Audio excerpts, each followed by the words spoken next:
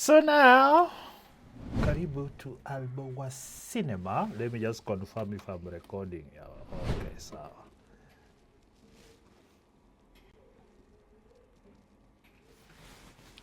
So now, karibu to Albo wa Cinema.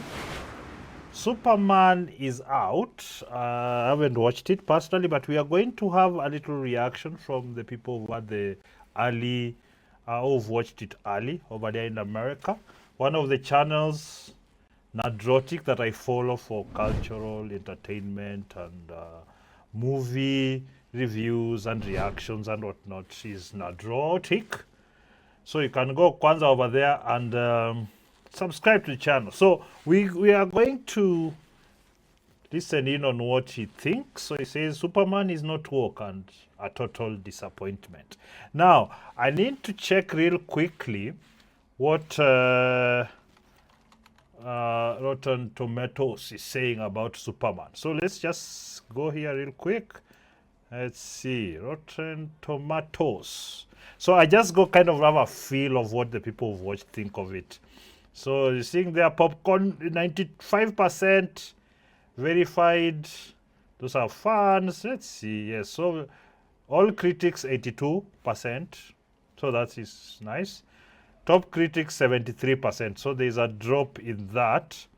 Then we have verified audiences 95%. God damn.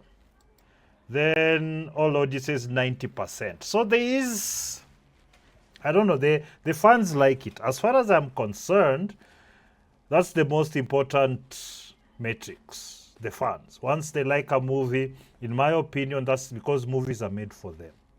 If they like your movie, that's the end of it. You give them some more, just like the other one, like that one. So we are going to listen in, of course.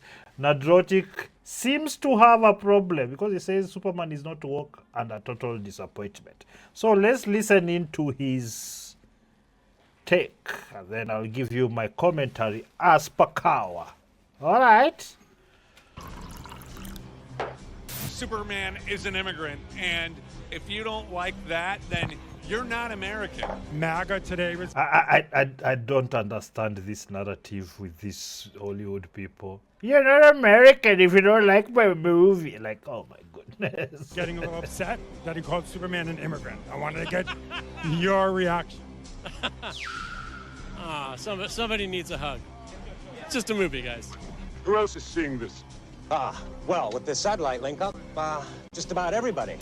You said it's an immigrant story. It's a political movie. MAGA today is going nuts. What do you have to say to MAGA? I think this movie's for everybody. That's James Gunn, the director. You know, they've been driving this, as you know, with many of these movies, they've been driving the identitarian angle or MAGA, so conservatives versus Democrats, leftists. It's for me, as far as I'm concerned, especially this particular interviewer. I remember there's something I was watching where he kept, this is the gayest. So he kept on asking them the same question. Is this the gayest? So it's like, there's nothing about the story or anything. It's just either is it gay? Is it, it makes MAGA mad? So it's like, what's the point of entertainment when you guys have poisoned all this with your stupid politics, man? Jesus. I don't have anything to say to anybody. Like, I'm not here to judge people, you know. Smart. You may continue. You know, I think this is a movie about kindness, and I think that's something everyone can relate to. Good for you, sir. Oh, yeah. See, he doesn't really want to hurt anybody. He saw that coming a mile off. He's like, I'm not joining. Which is what most entertainers should do. Because you can't really pick your fans, believe it or not. You just release something and then somebody likes it. And sometimes the person who likes what you've done does not agree with your politics. All right? Grow up. I kind of relate to Lex the most, so I don't think of him as that evil. I just think he's doing his thing. He's such a naughty cat. I like the intro. Hold on now. Let's not be too hard on Frisky, okay? Taking these characters and what's their central concept that kind of makes them them, and then let's change everything else besides that. James Gunn wants people to see Superman fighting for truth, justice, and, well, you know the rest of it.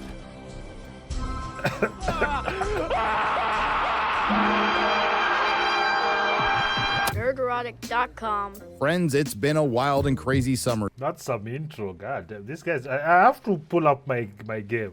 These reviews. My review for Straw is coming, so I'm trying to add some of these things to make it more interesting. I hope you like it, but let's continue with the Nerdrotic. I'm learning.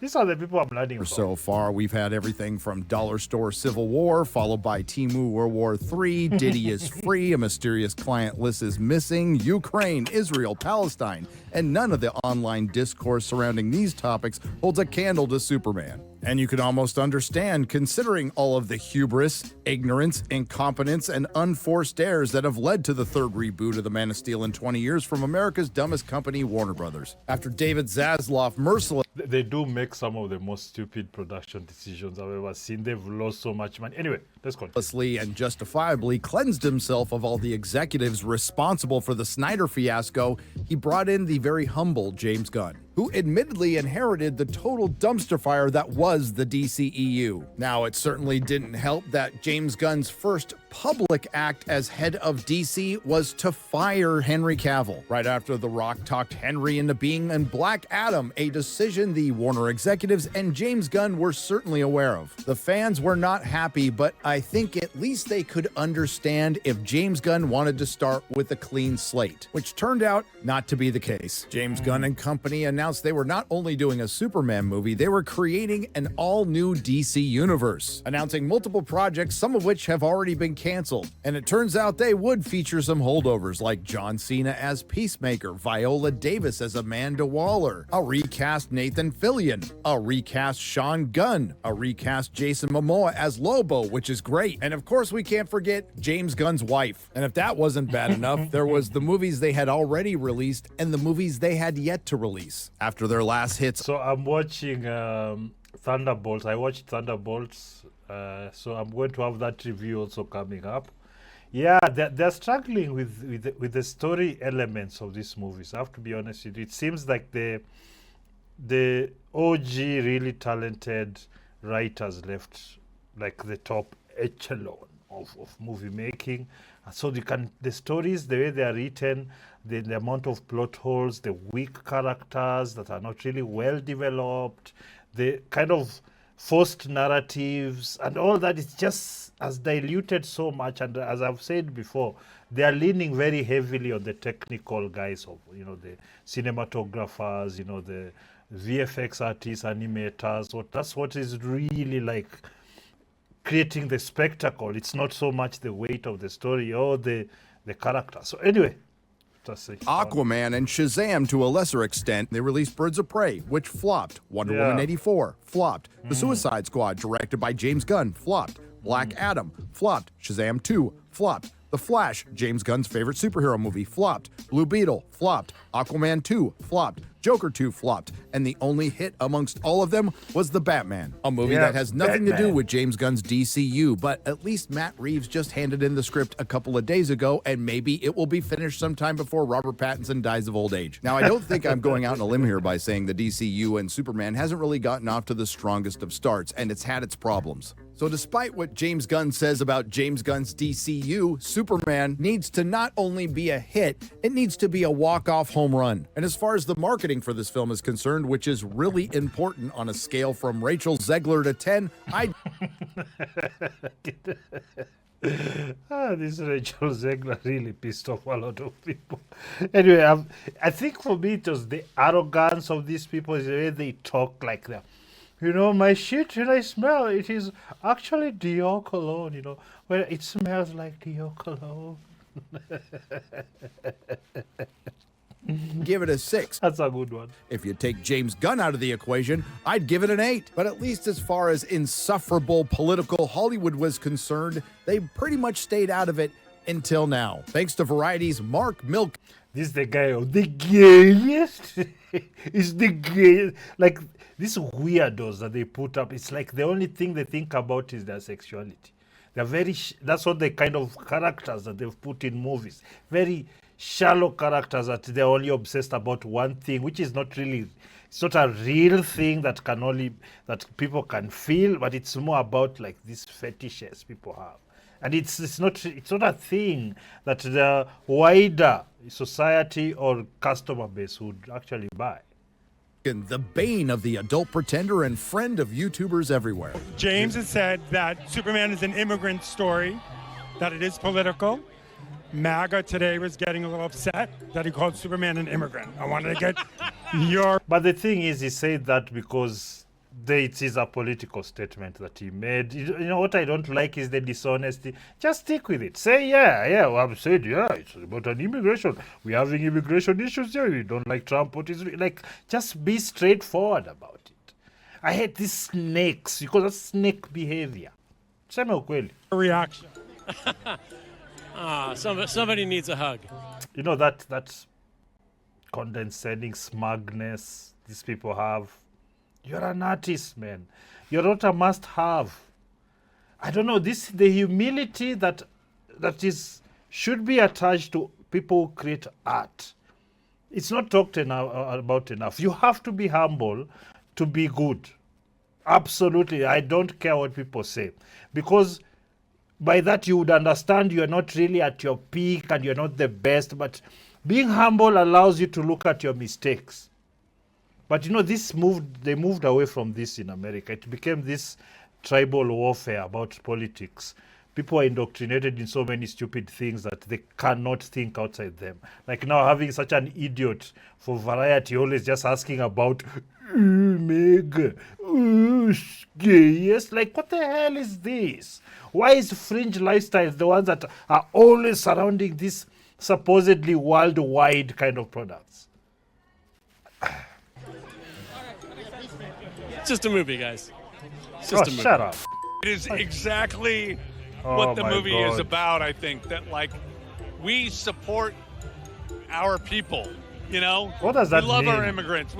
Yes, Superman is an immigrant. And yes, the people... For all the people who've watched Superman until this time, at what point did this become the narrative? Oh yeah, he's an immigrant. Like, why is that the thing now? Like, why? If you want to be honest about the things that you're doing and the messaging that you're doing, why can't you be straight up about it? Why do you always have to be conniving? Yes, this is very dishonest behavior. That we support in this country are immigrants, and if you don't like that, then you're not American. That was certainly the last thing James Gunn and the Warner Brothers... Yeah, the executives are trying to really control this, but the problem is that the monster is already out, and these people are extremely narcissistic and self-absorbed. They will not stop. I have never seen more self-absorbed people in my life. Oh my goodness. Executives needed, but not to worry. The Warner Brothers handpicked social media influencers who were offered a free screening and free drinks are here to the rescue with a diverse set of unique and authentic reactions. Hashtag Superman is a triumph for the new DC universe. It's a comic book movie brought to beautiful live-action life, brimming with hope and fulfillment. It actually elicited tears of joy from me. Hashtag Superman is a triumph for the new DC universe. It's a comic book movie brought to beautiful live-action life. Hashtag Superman is the perfect comic book movie. It felt like I was at my local comic shop reading a Superman book as the characters leapt off the pages. And movie scoops. It's a comic book brought to beautiful live-action life, brimming with hope and fulfillment. It actually elicited tears of joy from me. Hashtag Superman is fun, heartfelt, and feels like a comic book come to life. It's a live-action movie. What do you mean it's a comic book? Like, you see, this is what gets me with a lot of these mainstream reviewers, if you like. But because most of them are actually already paid for by the production houses, so their opinions are to promote the movie, not so much to critique it, you know? So what really gets me is the language that is used. It's always this kind of... they think it's so deep and so artistic, but it's really pretentious word salad. It means really nothing if you really talk about it. Let's talk about technical execution of, say, VFX. Or let's talk about pacing. Let's talk about soundtrack. Let's talk about characters. Let's talk about the plot lines. Let's talk about the themes. You know, the real things that every story on either it's a comic book or a novel or whatever story you're trying to say. really, how do you develop all these aspects so that they gel together to make you a profound work of art? But the problem is a lot of these guys just say all these things because there's already a script given to them to just regurgitate, unfortunately. But the point of all this really is to try to show some of these things, because I'm going to watch the movie myself and give my own review. So this I trust these guys the way they review movies. It's just that it's not. I mean, I agree with them. And like on this one, it seems the fans really like it. 90% is ridiculous. So there's something that they don't feel. Anyway, it's because they're embroiled in it so much. So sometimes, yeah. Hashtag Superman is a thoroughly entertaining reboot, yielding many sequences that feel like they were ripped straight from a Golden Age comic book. Hashtag Superman left me with a giant happy dumb grin. David Cornsweet embodies Superman in such a perfect way. This is an actual comic book movie come to life. Hashtag Superman is a triumph. David Cornsweet steals the show. Well, I would hope so. A cinematic triumph. James Gunn's Hashtag Superman is his magnum opus, rating 10 out of 10 from the completely objective Everything DCU. So after all of the hype and the genuine reactions from the hand-picked Warner Brothers influencers, the polite discourse between the Snyder fans and the... And that could be it, really, because if they've like DC has already gotten on in front of it like they normally do, then they have influencers that get perks to come watch and give positive reviews. That's how. But still, if people watch it, then you'll get a real feedback. So it doesn't matter how many you put in front, like you basically foreshadow, say, oh, this thing is so perfect. But then when people watch, guys can be ruthless. And I suspect those numbers that I showed you at the beginning, Rotten Tomatoes and the rest, would change quite significantly. I'm not sure in which direction. Not significant. I don't think they'll change significantly. That's what I meant to say.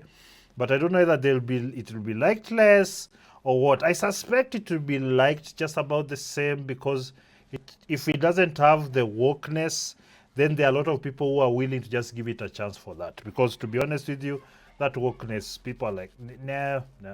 Gunn fans and the general James Gunness of it all. How was the movie? Well, it turns out James Gunn's Superman is Superman's James Gunn, and not in a good way, and I'm a fan of the guy's work. Concerns were, can a guy well known for successfully taking misfit characters from the comic books and bringing them to life, including a talking raccoon, do this with a traditional superhero? Can a guy known for ensemble pieces have a singular focus on that traditional superhero? Can a guy known for irreverent humor that led to the creation of the now trademark Marvel humor dial it down and make something fun yet earnest? I have to be honest with you, I hated when they made like Thor such a loose character with all just joking all the time.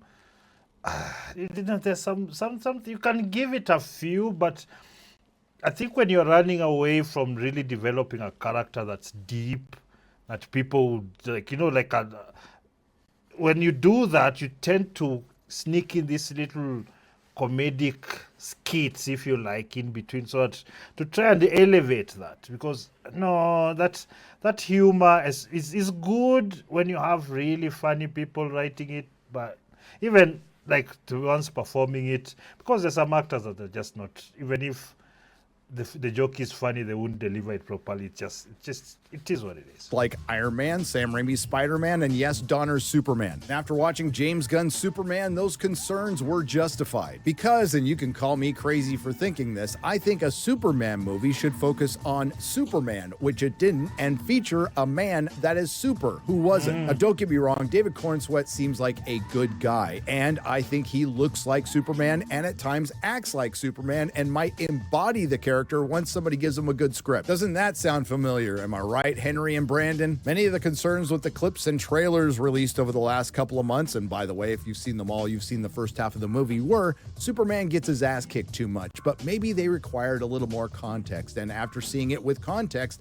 Superman gets his ass kicked too much. But that's not the only problem, and you're going to hear this from a lot of people, including the ones who like it. Tonally, it's an absolute mess. Superman's James Gunn is a direct response and a polar opposite of the Snyderverse. The problem is it's a complete overcorrection and it doesn't really know what it wants to be. But the good... I have to be honest with you, the darker version, the Snyderverse, with Dark Side, and they did the last one, Snyder Cut or what.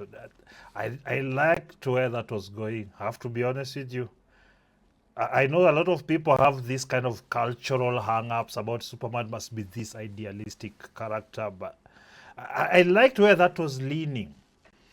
And well, there were a lot of plot holes and whatnot. I guess that should have been filled out. I honestly, I believe that's where if they leaned that way and decided to give this guy a challenge where the world has been taken over and is kind of the main linchpin and he somehow gets out of it to basically to save the world, that would have been fantastic. Having Dark Side over here, man, that was so well. Let's go. That ending part. I'll try and put it here. Let's do it the old-fashioned way or something. He said like that after Stepanov's head has been cut off. If you watch that, if you haven't watched it, I'm sorry. But that is, I really felt that. I don't know. Am I just that guy? But I really hoped they had gone that way. I was hoping they were going to, but I think probably also genre-wise who they are looking to attract to watch this movie. I think they are looking towards a younger, modern Gen Z kind of millennium. Gen X. News is it's not the worst superhero film this year, and it might end up being the best, which admittedly isn't saying very much. The better news is it isn't woke. Unfortunately, that isn't enough. But the criticisms or praise of this film... It's a good start. It's definitely a good start. Hey, I was getting sick of that identitarian garbage. will be based solely on the work, which was a lot like what we did when we argued in the comic shop, and I appreciate that. I've heard everybody's pal Tyrone Magnus compare it to Thor: Love and Thunder, which I don't think is an inaccurate description. I hated it. It was some of the worst movie I've ever seen. Like this guy, it was just anyway, see, the thing is, what really is frustrating for people who love movies like this is how much resources they put into these things, and the amount of gaslighting they start with once they realize, oh man, this movie is not gonna catch on. People don't really like it. They don't like our characters. They don't like our marketing. Then they turn on the fans. There's no faster way of destroying your IP than that. They've done that to many. Snow White, Who can destroy Snow White? A stupid person. Yes, they did. It lost money. But I think a better one would be tonally. It's a lot closer to Black Adam and all the previous DCE. I also saw potential in Black Adam. Yes, I liked kind of the dark. I do like this kind of the dark aspects of superheroes. I have to be honest. But also, because I want them to be more human, if you watch The Boys before they lost their minds, like that kind of, like, I am so powerful, I can get away with so much. How many people are going to actually restrain themselves? And I think that's where the proper storytelling is. Fighting that line where you have so much power, you can do anything, but you don't. No matter how many incentives come your way, you don't. Look at our politicians. Those guys, they can't even fly. But look at them. It's really a good allegory you can play with, my friends. Like, they forgot that. New films. And man, I really wanted to like this movie because I love the idea of moving away from the deconstructed superhero and nihilism and postmodernism and building back up the hero and the bright colors. I think heroes should be allowed to fall and rise again. This is what this guy is talking about, that the wokeness. Because they were inserting it so much, it didn't become like a real struggle. It becomes these flimsy things about identities. Instead of actually looking deeper into the revenge and the hatred and the kind of, the human conditions that we all suffer from that can make us really horrible person, just going in on that. I think that can really bring out some of the best movies. If you watch our best movies, even the far past, they really dig into that aspect of humanity. Leaning into the Silver and Bronze Age comics of it all. I'm for all of that. And doing something that Marvel has completely moved away from. embracing the spirit of your source material. But you still have to tell a good story, something those Bronze and Silver Age comics, which get a bad rap, did better than most of modern Hollywood. And it's something we really didn't get with Superman's James Gunn. It was more like a series of things that happened. And this makes me think of a great video out there from Trey Parker and Matt Stone explaining the basics of storytelling. We can take these beats. I've seen this video. This is very important. Listen. Which are basically the beats of your outline. And if the words "and then" belong between those beats, yeah. What should happen between... Yeah, when you're right, I actually had to go through that process where you're thinking of a story, how it comes out, what should happen next or why it should happen. You know, there's that struggle. And if you take a long route, you just end up being kind of predictable because people expect.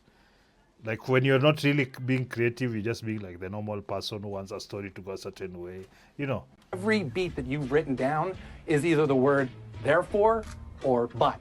Okay, this happens, right?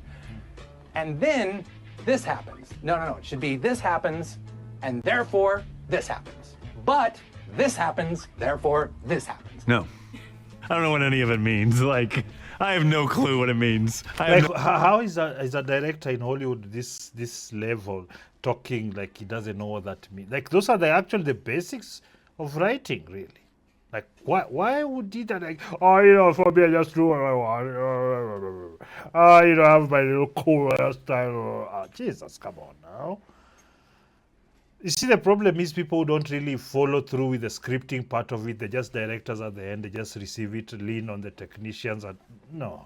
No clue what any of that stuff ever meant. That's right. James Gunn has decided to take that advice and do the opposite. As a matter of fact, I'll just break down the plot as it goes in the movie. After an event that happens off screen where Superman stops an invasion from totally not Russia into totally not brown Ukraine or totally not Israel into totally not Palestine. I didn't see it that way. But if some people see Israel portrayed this way, well, maybe some people working on this film are forgetting who signs their checks and who their agents are. And then Krypto saves Superman so the Superman robots can save Superman. And then Superman goes back to Metropolis to get his ass beat by the Hammer of Baravia. And then Lex Luthor, who despises Superman for making humans like him feel insignificant, invades the Fortress of Solitude. I just don't think that's a sufficient motivation to go to the extent to which people like Lex Luthor, like because Superman, because of his power, it makes people feel lesser. Then they go on this revenge. It just doesn't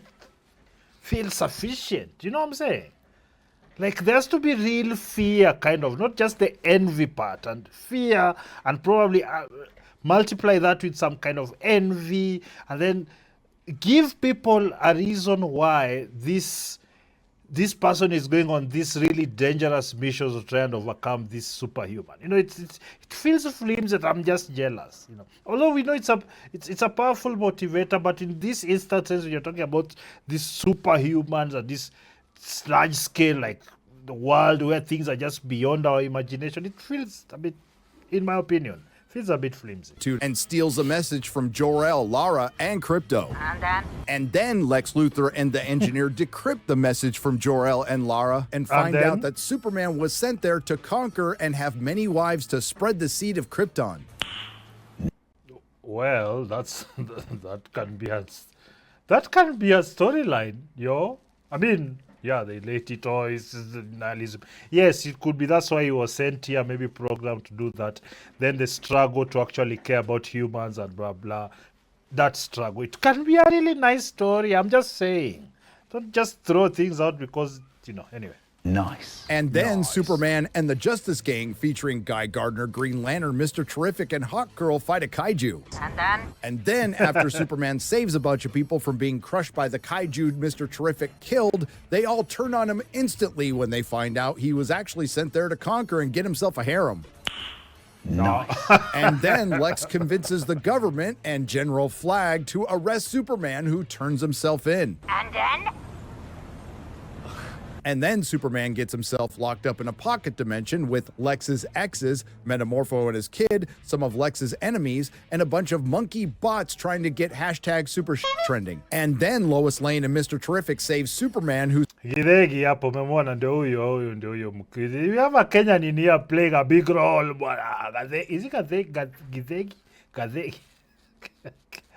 I have to find out. I have that thing. If I don't remember what it was, oh, what am I doing? I should just find out from here. Where is the cast? Yes, Eddie Gadhegi. Yes, that's what I meant. Yes. Pole, tuendelee. Mkenya kwapo. Eddie kakitu kameingia. Come, let's do a Kalwana Magereva here, Eddie. Come on, Eddie. Who saves Metamorpho and his kid. And then? And then Jimmy Olsen is given all the information to exonerate Superman from Miss Tessmacher, who incidentally wants to bang him after she gets mad at Lex for throwing a pencil at her. And then Lex opens You up... see, the motivations as to why people do things, they're just not well thought through. I'm sorry, they don't feel sufficiently weighty, for people to lose their minds. You see, they're trying to create this world where the smallest things are making people lose their minds. Well, maybe that's the current world. But my pronouns. A giant rift that will destroy Metropolis. No, and then? And then the entire city of Metropolis is evacuated in just about 5 minutes before the mass destruction. And then Superman fights Ultraman. That's really like lazy writing. Like when they do that, like, oh, there's danger coming, so Superman is going to save all the 5, 10, 20 million people. No, you have to let some people die. You have to let some things destroyed that leave the weight of loss in the stories, because they never seem to do that anymore. This guy died the other time when he fought the thing, and then you came back because this flash ran so fast, he touched the thing and the thing went the place, and oh, what a contrived storyline. And who we find out is a clone of Superman, and then he kills him. And then? And then the invasion of Totally Not Palestine or Totally Not Ukraine is stopped by the Justice Gang. And then Lois Lane and Jimmy Olsen expose Lex Luthor as a traitor, and he cries. And then after taking some part in saving the day in his own movie and being reunited with Krypto, we find out that he belongs to Supergirl, who calls Superman a bitch.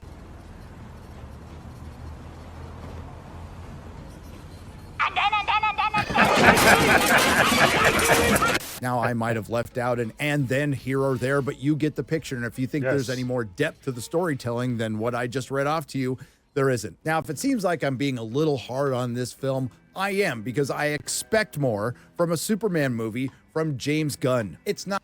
Now, I'm going to stop there because the video is 21 minutes long. I've watched about halfway, 12 minutes. Please go there on the Nerdrotic channel and watch the rest of the video. I will leave the link in the descriptions. I think that's where the problem comes in, because there is an expectation with certain people. Like for myself, because I make movies and I've watched so many of them, this you just expect the standard to rise, and when it doesn't, it's weak. You know what I'm saying? It becomes weak. It becomes this really how do we say it? They are the rest. It's just as a big name, a big label, but it's just like the rest of the movies. So you expect deeper characters, more profound characters, better themed, motivation. We expect a lot more, and I think that falls more to people like me, like him, and not so much the fan base. Because they love it. They love it. Yeah, they love it. And in my opinion, I do not fight with fans. I do not fight with fans. If they love this movie, then it must be good, so I'll go watch it. Because I'm a fan of movies, because I don't want ideological possession to become the only thing that rules my entertainment. Because even among the ideological soup, there'll always be some good gems. I hope it's one of them, because believe it or not, we do like good movies. Everybody likes good movies. Maybe because there won't always be good movies, and there'll always be stupid people who think too much of themselves.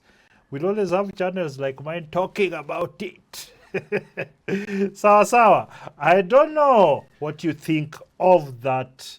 My reaction to that, to Superman, Nerdrotic doesn't like it. Fans like it. I think before I watch it, if I'm to gauge the response, I think it's fine. I don't think it's anything exceptional. I think they let go of the identity politics, so they don't piss off at least half the viewership, and because of that they appreciated it and gave it this high mark. That's my opinion, and I think that's the slow healing of the process. I think Nerdrotic, you need to just take a chill pill, chill out. Just enjoy it for what it is and just move on from this, because also there's a lot worse, because he even said it himself. It's probably going to be one of the best ones out here. So I'm fine with that. I'm fine with the slow progress towards, because actually when this happens, like when better movies are getting into the theaters, people like me actually profit, because we also produce. I'm a producer. I would like when I release my movie for people to come out, and enjoy it, because it's the business. And we also have to build, movies as one of the main ways that to build the culture, spread the culture. And as long as we are able to tell really good stories, not be arrogant ideologues, I think things will be fine. So I don't know what you think about this reaction video. Please leave your comment down below. Subscribe. 10,000 is my next goal, but we are still 1,100 something. It's fine. I'm very grateful, by the way. People don't even realize that you get 1,000 people to follow something that you do. That most people don't care if it's few people, but very appreciative. But of course, we want to grow. So go subscribe to the channel. And leave a like, for our algorithm to push it to other people that love this content. Comment does the same. Sharing with your people, it does the same. See there. Otherwise, oh, by the way, Book of Car. Can you do the necessary? Go I'll leave also a link down below to OT Unleashed, a Book of Car story. It's our project. Yes, we are looking for funding also. We are doing crowdfunding, so I'll leave it. Go check it out. Do the necessary. Sawa.